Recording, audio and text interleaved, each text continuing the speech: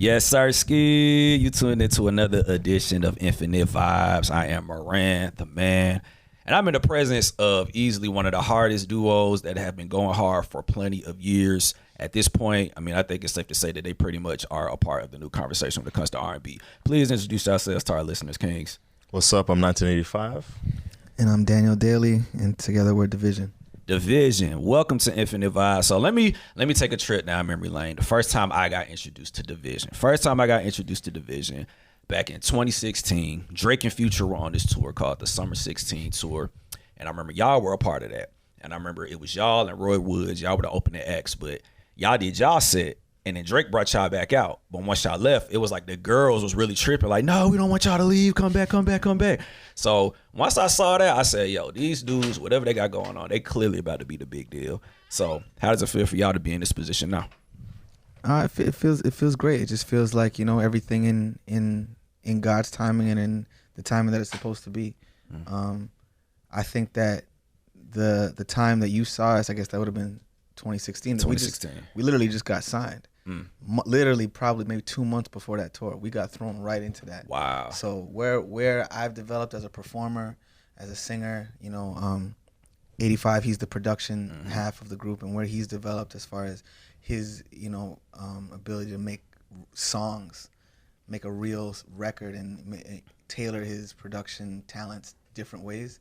I think that right now we're ready to be the guys to lead the charge with R&B. How would you answer that? I like what you said earlier off camera. You were saying blessed and highly favored. I feel like right now we are in an extremely fortunate position where there's been this wide open space and we can kind of fill a void that a lot of people have been looking for. That's real because, you know, in the old days in hip hop, you know, we were used to the duos. You got the artist and you got the DJ. But now in this new wave, I think it's safe to say y'all have kind of made it cool for it to be, hey, we're a clique, but he's the singer, I'm the producer, this the brand, and this how we coming. Exactly. Yeah, that's dope. So how did y'all meet initially? Through music. Music is what always brought us together. We kind of bonded over our love for rap, to be honest, and hip hop, and we used to sit and talk about, you know, which rap songs we were feeling, which artists we were liking, and I remember he ended up hearing that that I could sing somewhere. I think I was rapping at the time, and when he finally actually heard me, he's like, "Oh no, come on, we got to start doing something." And you know, we started making music together, and then, you know, some time passed, and he actually, you know, blessed and highly favored again, and caught on with some amazing records with Drake. Hold On, We're Going Home, Hotline Bling, For Free, all these records that made him, you know, an established producer in the game. That part. And you know, that kind of just led to him kind of reaching back on some, like, yo, that stuff that we were doing before, let's go get it together and drop it on him. So he was the one that, like, was it a scenario where you heard him rap first, or you heard Yeah, I think I did hear him rap before I heard him sing. Where, so was it, I was shocked when I found out he could sing. Okay, so tell me about that experience, because, you know, you can rap, you know, it's cool to sing and rap now, but when you know somebody has one thing and then you realize that they can do another talent, what was that like for you as a I don't producer? even remember how I originally heard that he could sing, but I remember I'd seen him rap. He was in a rap group at the time. Okay. I think the first time we were even in the studio together, it was his rap group. It wasn't That might be true. I don't even know if it was like, I don't even know if it was for singing. And then as I start to get like more familiar and get to know him a bit better, I heard him singing. I'm like, yo, dude, What are you doing? What is your life, bro? like we need to change your whole career path right now. It's just so. Was it a scenario for you when you were singing where you scared to let people know, because there have been so many artists from the past? The honest truth is, it wasn't the coolest thing to do around your boys. Like, That's fair. I didn't want to be the guy singing around my crew, so it would just felt weird, especially when everyone else is rapping. You know, everyone's trying to be tough guys, all that stuff. So I didn't really showcase it to them, Right. you know, and that kind of had me tucking it more than I probably should have back then. Okay, so you would say it was basically a blessing that you met this guy. Oh, for sure. No, for sure, 100%. Like, nah, you using his gift. I wouldn't have. There's definitely no doubt that I wouldn't have pushed as hard and taken things as seriously without without him. Dope. So as a producer, I do want to ask you some producer questions. This sound, this new wave of R&B is just amazing in my opinion. I feel like people like y'all are showing the world that R&B, the genre as a whole, has really evolved. For sure. You know, we've said this so many times on our show.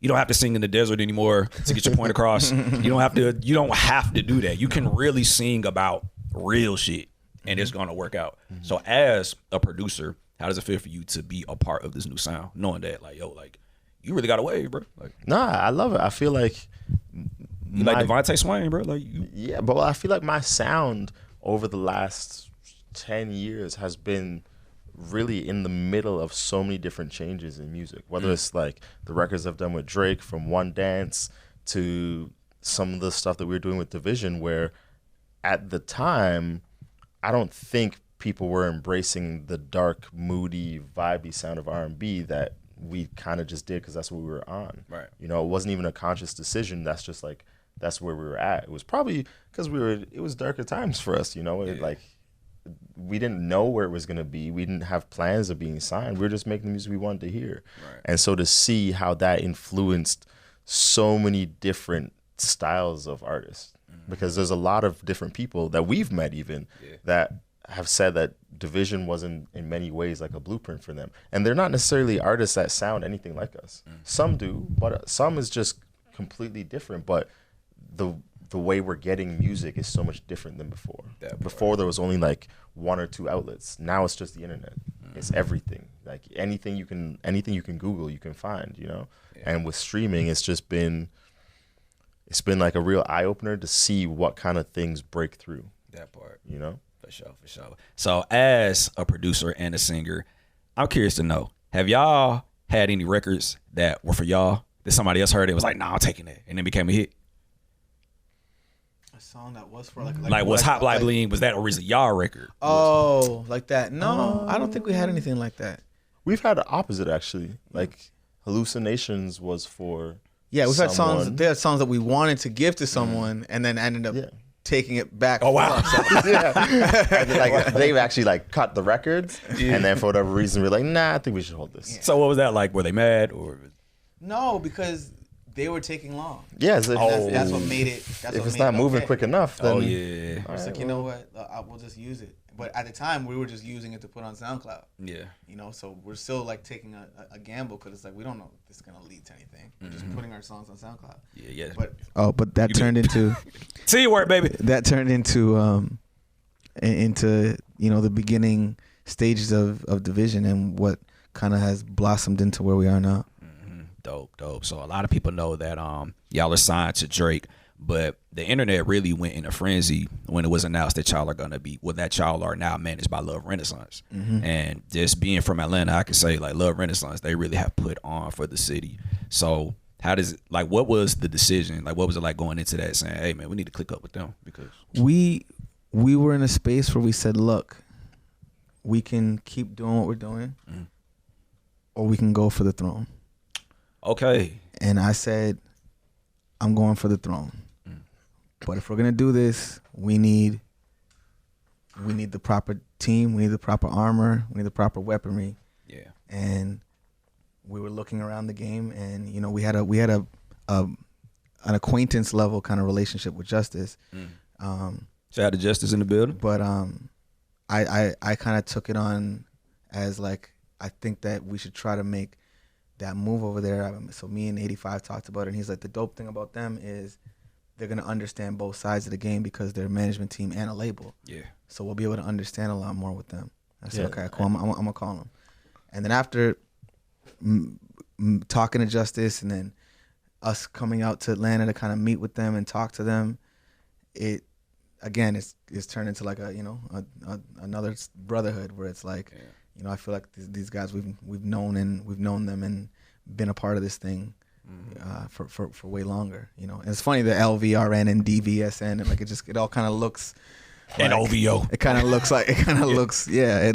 blessed and highly favored. That part. And I think even if you look at the way this whole rollout was handled, there's a big difference between managing a situation and actually making a situation. And this was like a situation was made. People had to pay attention. And that's what I don't think there's many teams that are equipped to do that. You know, there's a lot of people putting out music. There's way too many people putting out music because there's every day there's so many releases. So to have that moment where even before you press play, people are tuned in, that's the part that you can't really just get from anywhere. Yeah, you really can't. And I can honestly say, like, Love Renaissance, they are like legit the rollout kings. I remember when they first started pushing the Free Black project, they literally like had everybody push up to this spot called Aisle 5, and it was like pandemonium just to see this one person. So y'all clicked up with the right people for sure. For sure. Yeah, for sure. So yeah, hey, they said it, not me. So this new record, man, very, very, very talked about. I feel like this is one of those moments I got to shout him out. If Kevin Samuels was still alive, I just feel like if Kevin Samuels was still alive, oh, there's a woman in the room. She looks very irritated. She looks very annoyed because I brought up Kevin Samuels. But so we just got to get right into it because I really feel like this is a very honest record. Like, you really said that shit. Yeah. What inspired it, sir? It had to be said. But beyond that, the album is a story. Yeah. And that is chapter 1 of the story. And that chapter was dealing with the ego. And when you break down even just cheating, it's a lot of ego there. Mm-hmm. It's a lot of you wanting to stroke your ego. It's a lot of you not paying attention to how you might hurt the ego of the person that you're going to cheat on. Mm. It's a lot of self-indulgence. It's a moment of selfishness, but it's not always a moment of falling out of love with somebody. Mm. And that's just an honest thing. And a lot of people don't look at it that way because of the hurt. Right. But it's true. A lot of people that love somebody still do some dumb shit sometimes. We all fuck up. They still do some things that are selfish. They still do some things that are only serving them. And we had to speak about it. But the other layer to the song is that it's really not even about a guy that's cheating. You know, it's talking about the insecurities that come when you're in a relationship with someone that thinks you're cheating. Yeah. And that's why it says if. Yeah. Right? It's hence a hypothetical, and hence the video. Mm-hmm. So it's a lot of conversations, a lot of things in there that are said that people aren't used to hearing like that. Right. And we knew that we had something when we started bringing people to Jermaine Dupri's studio and piling them in rooms and just like playing records. And then every time that record would play, the whole room was in an argument. Mm. We'd leave, come back half an hour, the room is still arguing. Come back in another hour, the room is still arguing. We're like, yo, what is happening? Okay, you know what? Wednesday, let's go to the club and let's just invite different people back and let's see what happens. Mm. Same thing. Mm-hmm. So we're like, oh my God, it's a thing. This is something. Yeah. And it's never happened like this really with R&B. Mm-hmm. R&B's never had something like that. I don't think there's ever been an R&B anthem that men feel comfortable just going out and singing or want to go out and sing out loud like that. Absolutely. Right? I feel like, this is kind of like how Destiny's Child had independent women. This is like that for us. You know what I'm saying? Like, I'm just saying, because all I've been seeing are men singing it. Men are singing this damn song. But you know what's crazy is I've been seeing way more women lately. Oh, wow. In our DMs, it's a lot of women that are taking these selfie videos, singing along. You know what the song's about? Because in the beginning, the shock hit. Mm-hmm. And with the shock came uncomfortability, and then people just wanting to reject it for a second. But after about 24 hours, 48 hours, and we went straight to the club. Justice like, yo, let's set up a little release party thing. We'll just set up a little thing. We'll test out the record, check the temperature. Went straight to the streets, played the record. After being out for one day, it was like a third of the club knew the record already. Yeah. And we're like, yo, what's going on here? Like, this is all right. We didn't do anything wrong. No. They just need a second. They just need a second to let some of the shock wear off. Right. And then they're gonna start coming around. And that's the stage that we're in now, where it's every day it's more and more realizing like, yo, this is honest. Yo, this is true. Yo, this is a bop. Yo, I can't get this song out of my head. It's stuck in my head. Mm-hmm. The guys taking it and making it their shit, but also at the same time, women are starting to create responses now. Right. So it's a beautiful conversation because it sets up where we're taking the story. Beautiful. And that's one that I can really say that y'all are good at. Like, that storytelling where R&B is like definitely missing. Yeah. And even just going back to the video, it's like I was shocked to see that y'all had Poor Minds of all people. Like y'all had Dre from Poor Minds. Like wow, it's like of all people to be put in a scenario where you think you being cheated on. Yeah. Shout out to Poor Minds. I actually got history with them, so shout out to them good people. So you know, what made y'all cast her of all people? I'm just curious. Well, after we had the idea of putting Maul in it, and Maul's been like a friend of ours, and from both ends, like a friend of Dvsn and a friend of LVRN separately. After we did that and we realized how much of a conversation piece it is, we're like, why don't we just put another podcaster? Because they're gonna be people that create conversation. Smart. And this is a conversation record. Genius. So free promo. Yeah, let's go. So we just, and Drea was a perfect fit. You know, people had sent me clips of them, you know, speaking about Dvsn and me and different things in some of their episodes in the past. So you know, I thought it would be a dope reach out there. You know, they're here, they're in Atlanta. It just all made sense, and she bodied that role. She bodied it 100%. You know, so y'all made an actress. Yeah, no, for real. So yeah, shout out to them. Shout out to Dre. Shout out to Lex. Shout out to Maul. Yeah, the conversation is rolling, and the song is up and stuck, you know. So let's get it. Beautiful stuff. So, you know, what is the overall goal for Dvsn? Like, what are some things that y'all got to do before it's all said and done? Take over R&B, lead it to a safe place. I definitely need to sit down and have a big, long conversation with Stevie Wonder. Oh, yeah. I can hear him getting on that. I have a lot of people whose lives I want to change, lives I want to inspire. But you know, I just want to be happy in the end. I want to just know, like, I lived out my purpose. What about you, man? Same thing. A lot of the same. I want to leave an impression that lasts way longer than our lives. You know, and I think that's the thing with music, where if you do it right, it can change lives now and forever. You know, there's still people.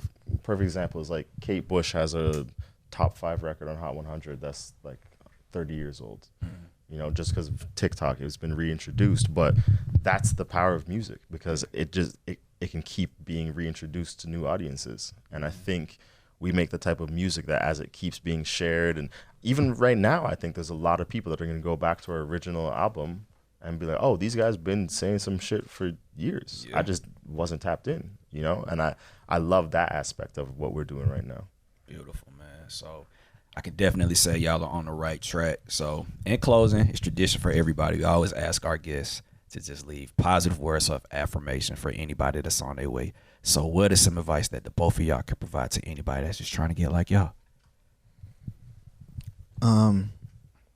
Whenever you feel like you've hit the point of stopping, the next step right after that is usually the one that brings success. It's a good one. Very good one. So now you got to top it off, man. What you got for him? That was great. I would say it's okay to be different. It's okay to not be what everybody else is being. Especially now with social media, there's a lot of the same thing happening. Everybody looks the same, everybody sounds the same, everybody dresses the same. So if you're trying to do something different, just do it. It doesn't matter. Like just go your own way, and then eventually people want to look like you. Yeah, because that's literally how y'all did it.